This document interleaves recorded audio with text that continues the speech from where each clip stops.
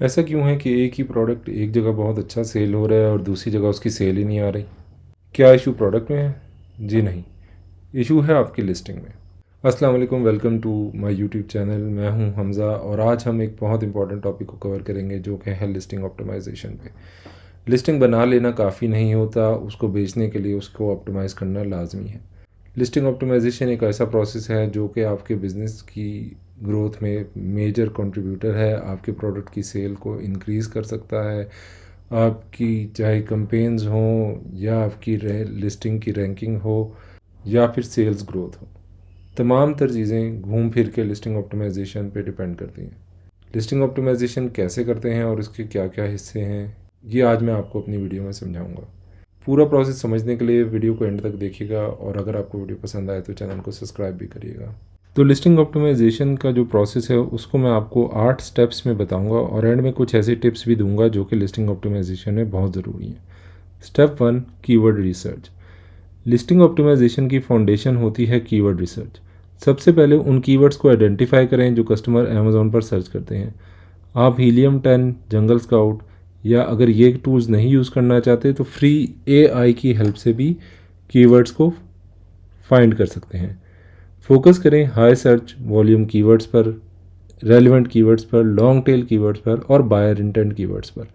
ये कीवर्ड्स क्या हैं और किस तरह होते हैं ये मैं आपको अपनी नेक्स्ट वीडियो में बताऊंगा। कीवर्ड्स जितने रेलिवेंट होंगे उतनी ही आपकी रैंकिंग इम्प्रूव होगी। Step 2, optimise the product title. Step 2 पे जाने से पहले मैं आपको ये जो लिस्टिंग आपके सामने खुली हुई है इसकी कुछ एग्जांपल देना चाहूँगा। ये वो लिस्टिंग है जो कि हमने बनाई थी अपनी एक वीडियो में जिसमें हमने आपको सिखाया था कि प्रोडक्ट को ऐड कैसे करते हैं। तो आपको देख के क्या लगता है कि क्या ये लिस्टिंग परफेक्ट है? जी नहीं, ये लिस्टिंग बिल्कुल परफेक्ट नहीं है।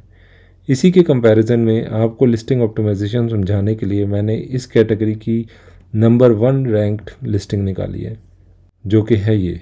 अब आप कंपेयर करें इन दो लिस्टिंग्स को।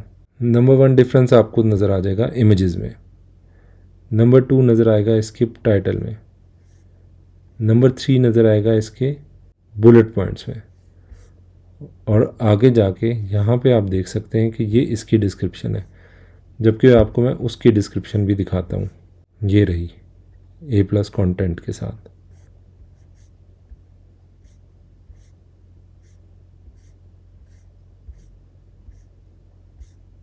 इमेजेस कितने हैं और एग्जांपल पर्पस के लिए इसमें मैंने जानबूझ के कम इमेजेस डाले थे। तो स्टेप नंबर 2 है टाइटल।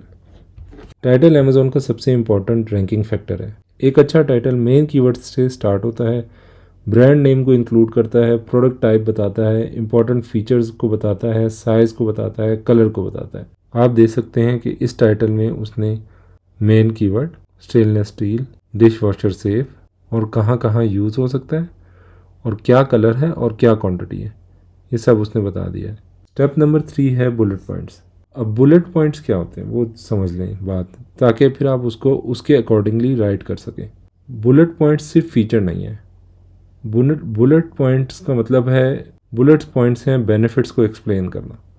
हर बुलेट पॉइंट कस्टमर के एक सवाल का जवाब होना चाहिए। स्टेनलेस स्टील कोई बुलेट पॉइंट नहीं हो सकता। हाँ, लेकिन इसकी जगह अगर मैं लिखूँ premium stainless steel for long lasting durability and rust, तो ये बुलेट पॉइंट है जिसमें कस्टमर के सवालों का जवाब दिया जा रहा है। कस्टमर को बताएं कि उसका फ़ायदा क्या है और यही बताना कस्टमर के लिए अच्छा होता है। कस्टमर के पास इतना टाइम नहीं होता कि वो इन डेप्थ जाके डिटेल में पढ़े। बुलेट पॉइंट्स उसको ये आइडिया दे रहे हैं कि प्रोडक्ट है क्या, उसकी यूजेबिलिटी क्या है, उसके अगर कोई फीचर्स हैं, वो आपके प्रोडक्ट में इंटरेस्टेड है तो ही बुलेट पॉइंट्स पढ़ रहा है। तो अगर उसके कुछ क्वेश्चन यहाँ से आंसर होते हैं तो उसका परचेज डिसीजन बहुत जल्दी हो जाता है। स्टेप 4 है प्रोडक्ट डिस्क्रिप्शन। अगर आप A+ कंटेंट नहीं यूज़ करते क्योंकि आपके पास ब्रांड रजिस्ट्री नहीं है तो फिर आप सिंपल डिस्क्रिप्शन लिखेंगे इस तरह से। अब इस डिस्क्रिप्शन में भी हमने जितने कीवर्ड्स हो सकते थे वो डाल दिए हैं। साथ साथ हमने ये भी बताया है कि उसकी डायमेंशंस और वेट क्या है प्रोडक्ट का, कहाँ पे ये यूज़ हो सकता है। ये डिस्क्रिप्शन भी आपको इनफ नॉलेज दे रही है, बट डिस्क्रिप्शन का मेन मकसद कस्टमर को नॉलेज देना नहीं है बल्कि कस्टमर को लिस्टिंग पर ले के आना है। डिस्क्रिप्शन में जो कीवर्ड्स होते हैं वो आपके लिए SEO का काम करते हैं और इसी की वजह से आपकी लिस्टिंग का रैंकिंग भी ऊपर जाती है। लेकिन अगर आपके पास ब्रांड रजिस्ट्री है तो फिर आपके पास ऑप्शन अवेलेबल हो जाता है कि आप A+ कंटेंट लिखें। A+ कंटेंट क्या होता है वो देख लीजिए। ये A+ कंटेंट है जिसमें आप डिस्क्रिप्शन के साथ साथ इमेजेस भी डालते हैं, उसके नीचे प्रोडक्ट के बारे में बताते हैं और इससे एक बहुत अच्छी लुक लिस्टिंग में आ जाती है। आपको एग्जांपल से सिखाने का मतलब ये है कि आपको पता हो कि आपकी लिस्टिंग किस हद तक अच्छी दिखनी चाहिए। ये देखें, इन्होंने वीडियो तक लगाई हुई है। स्टेप 5 सबसे इंपॉर्टेंट स्टेप है, उसकी वजह है प्रोडक्ट इमेजेस। आजकल कस्टमर्स के पास इतना टाइम नहीं होता कि वो प्रोडक्ट को डिटेल में जाके पढ़ें। मेन जो उनको प्रोडक्ट की तरफ खींच के लाता है वो इमेजेस ही हैं।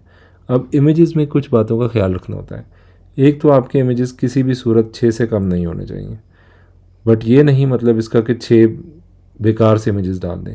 आपका मेन इमेज प्रोडक्ट का, आपकी मेन इमेज की कुछ रिक्वायरमेंट है जो कि आपने फुलफ़िल करनी है। जिस तरह के इस फ्रेम में 70 to 80% आपका मेन इमेज होना चाहिए। ये वाइट प्रोडक्ट है इसलिए इसका ब्लैक बैकग्राउंड है, अदरवाइज़ तमाम प्रोडक्ट का बैकग्राउंड वाइट होता है।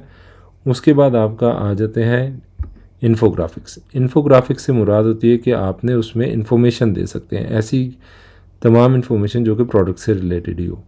फिर आप दिखाते हैं लाइफस्टाइल इमेज। लाइफस्टाइल इमेज में आप बताते हैं कि प्रोडक्ट लाइफ में, रियल लाइफ में किस तरह यूज़ होते हुए लगेगा। उसके बाद आप इसी तरह के सेट इमेज दिखाते हैं। फिर आप प्रोडक्ट का क्लोज़अप इमेज भी दिखाते हैं जिसमें आप प्रोडक्ट को करीब से दिखाते हैं। यहाँ पे अवेलेबल नहीं है बट प्रोडक्ट का क्लोज़अप इमेज भी होना चाहिए।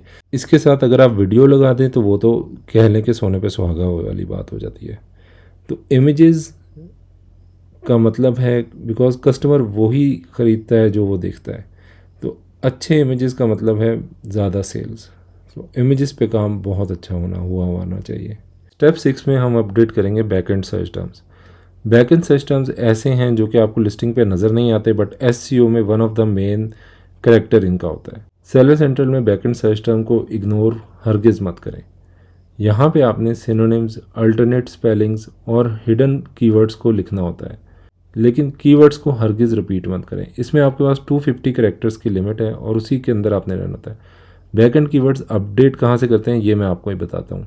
एक तो बैकएंड कीवर्ड्स आप लिस्टिंग में प्रोडक्ट जहाँ से ऐड करते हैं वहाँ मेन लिस्टिंग में जाके एडिट करके भी कर सकते हैं, लेकिन आसान तरीका ये है कि जिस तरह के मैंने आपको अपनी पिछली वीडियो में फ्लैट बल्क अपलोड सिखाई थी वहीं पे आपने आना है। आपने अपनी बल्क फीड फाइल को ओपन करना है। ये सर्च टर्म्स आपके बैकएंड कीवर्ड्स होते हैं। यहाँ पे ये नीचे अगर आपको नज़र आ रहा है तो ये देखिए मैंने किस तरह जहाँ पे टेक्स्ट लिखा हुआ है ये देखें कि ये किस तरह है। 24 piece cutlery set, stainless steel, anti collision, anti rust, knife, fork, teaspoon, tablespoon, dining spoon, cutlery, ये सारे बैकएंड सर्च टर्म्स लिखे हुए हैं। इनको आप लिखेंगे और ड्रैग कर देंगे तमाम SKUs के आगे, तो ये आपके बैकएंड सर्च टर्म्स आ जाएंगे। ये जो चीज़ें मैं आपको पीछे स्टेप्स बताता जा रहा हूँ कि आपने टाइटल अच्छा लिखना है, आपने डिस्क्रिप्शन अच्छी लिखनी है, इस सब को अपडेट किस तरह करते हैं? इस सब को अपडेट भी इसी बल्क फीड फाइल के थ्रू ही करते हैं। आप ये याद रख लें कि आपकी जो भी अपडेशन होगी वो या बल्क फीड फाइल के थ्रू होगी या फिर इंडिविजुअली आप लिस्टिंग पे जाएंगे और वहाँ एडिट का बटन दबा के जिस तरह आपने लिस्टिंग को ऐड किया था वहीं पे आप चेंजेस करके उसको सेव कर देंगे।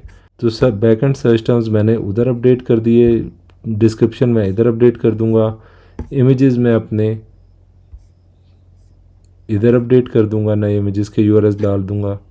बस एक बात मैं आपको दोबारा से बता दूं कि यहाँ पे अपडेट का मतलब होता है कि प्रोडक्ट आप लिस्ट कर रहे हैं, जबकि पार्शियल अपडेट का मतलब होता है कि प्रोडक्ट को आप पार्शली अपडेट यानी कि ऑप्टिमाइज़ कर रहे हैं। तो यहाँ पे अपडेट की जगह यहाँ पे आएगा पार्शियल अपडेट। स्टेप 7 है प्राइसिंग एंड रिव्यूज़। अब जब लिस्टिंग अच्छी हो गई, सब कुछ बेहतरीन हो गया, लेकिन अगर आपकी प्राइस कंपेटिटिव नहीं है तो आप ये जान लें कि आपकी लिस्टिंग फिर भी नहीं सेल होगी। लिस्टिंग के अच्छे होने के साथ साथ प्राइसिंग, जो कि one of the biggest factor है, उसको आपने हमेशा कंपेटिटिव रखना है। यहाँ पे आप देख सकते हैं कि कस्टमर आपको डिस्काउंट भी दिखा रहा है, स्ट्राइक डाउन प्राइसिंग भी इस पर अवेलेबल है। तो हमेशा हमेशा अपनी लिस्टिंग की प्राइसिंग, जितना आपके पास मार्जिन है, कोशिश करें कि प्रॉफिट की तरफ ज़्यादा ना सोचें बल्कि सेल्स का सोचें, और सेल्स का सोचते हैं तो बल्क में सेल करते हैं तो प्रॉफिट भी मिलता है। बिज़नेस को ग्रो करें, ब्रांड को ग्रो करें, प्राइसिंग हमेशा बहुत कंपेटिटिव रखें, क्योंकि जितनी प्राइसिंग कंपेटिटिव होगी और उतना ही कस्टमर आपसे सेटिस्फाइड होगा। कस्टमर सेटिस्फाइड होगा तो आपके रिव्यूज़ ज़्यादा होंगे। अब रिव्यूज़ कितना मैटर करते हैं ये आप सबको पता है। आप भी कोई भी प्रोडक्ट ऑनलाइन ख़रीदने जाते हैं तो आप उसके रिव्यूज़ देखते हैं। अब इसके आप रिव्यूज़ देख लें। ये नंबर 1 किस वजह से है? 4661 इसको रेटिंग्स मिली हुई हैं, जिसमें से अगर आप देखें तो 4.7 आउट ऑफ 5 है। 83% लोगों ने 5 स्टार दिया है। अब इसमें इस प्रोडक्ट का कमाल से ज़्यादा इनकी कस्टमर सर्विसेज, इनकी प्राइसिंग और इनकी लिस्टिंग का कमाल है। तो प्लीज़ इस चीज़ पे बहुत फोकस रखना है। अच्छे रिव्यूज़ होंगे तो ही प्रोडक्ट बिकेगा और तो ही आपका रैंक अच्छा होगा। स्टेप नंबर 8 है मॉनिटर योर लिस्टिंग। अब आपने लिस्टिंग में सब कुछ कर लिया, लेकिन ऑप्टिमाइजेशन का प्रोसेस एक नेवर एंडिंग प्रोसेस है। हर वक्त हमेशा अपनी लिस्टिंग को देखते हुए साथ अपने कंपेटिटर्स की लिस्टिंग को स्टडी करें, उसको कंपेयर करें, देखें कि क्या चीज़ आप मिस कर रहे हैं, क्या ऐसा कीवर्ड्स है जो आप डाल सकते हैं। कीवर्ड पे रिसर्च अगेन एंड अगेन करें। कीवर्ड रिसर्च कैसे करते हैं वो मैं आपको अगली वीडियो में डिटेल बताने वाला हूँ। तो कीवर्ड्स अपडेट होते रहते हैं। इमेजेस अगर आपको लगता है कहीं पे अपडेट होने वाला है तो वो भी अपडेट करें। अगर प्रोडक्ट में कोई चेंज आती है तो लिस्टिंग में फ़ौरन वो रिफ्लेक्ट होनी चाहिए। हरगिज़ ऐसा नहीं होना चाहिए कि लिस्टिंग कुछ और हो और प्रोडक्ट कुछ और जा रही है। जिस तरह बाज़ औक़ात सप्लायर आपका कलर थोड़ा डिम कर देता है तो ओल्ड इमेजेस यूज़ नहीं होंगे। हर वीक अपनी लिस्टिंग मॉनिटर करें, उसका CTR देखें, कन्वर्जन रेट देखें, उसके सेल्स देखें, उसकी कीवर्ड्स की रैंकिंग देखें। जो कीवर्ड परफॉर्म नहीं कर रहे उसको रिप्लेस करें और कंटिन्यूस टेस्टिंग रखें।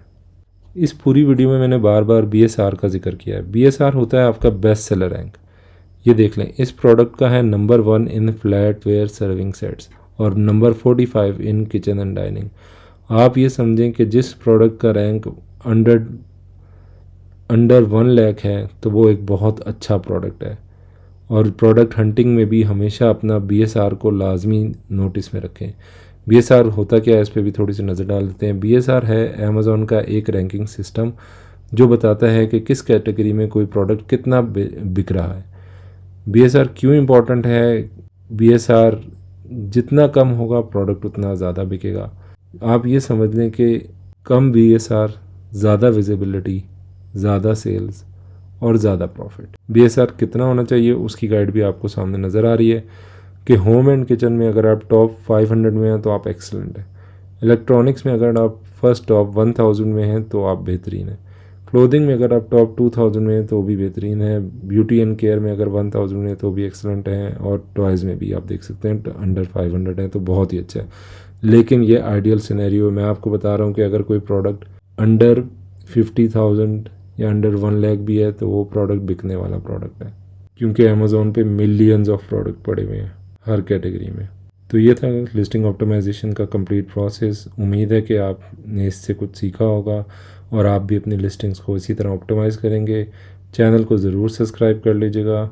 तो जैसा कि आपने देखा कि अगर आप इन तमाम एलिमेंट्स पे काम कर लेते हैं तो आपकी लिस्टिंग बहुत ज़्यादा इम्प्रूव हो जाएगी, आपकी सेल्स में इजाफा होना शुरू हो जाएगा और अल्टीमेटली आपकी प्रॉफिटेबिलिटी बढ़ जाएगी। उम्मीद है आपको आज की वीडियो अच्छी लगेगी। नेक्स्ट वीडियो में मैं आपको बताऊंगा कि कीवर्ड्स को कैसे फाइंड किया जाता है और कीवर्ड्स को फाइंड करने के लिए AI के दौर में हमें किसी भी एक्सपेंसिव टूल की ज़रूरत नहीं है।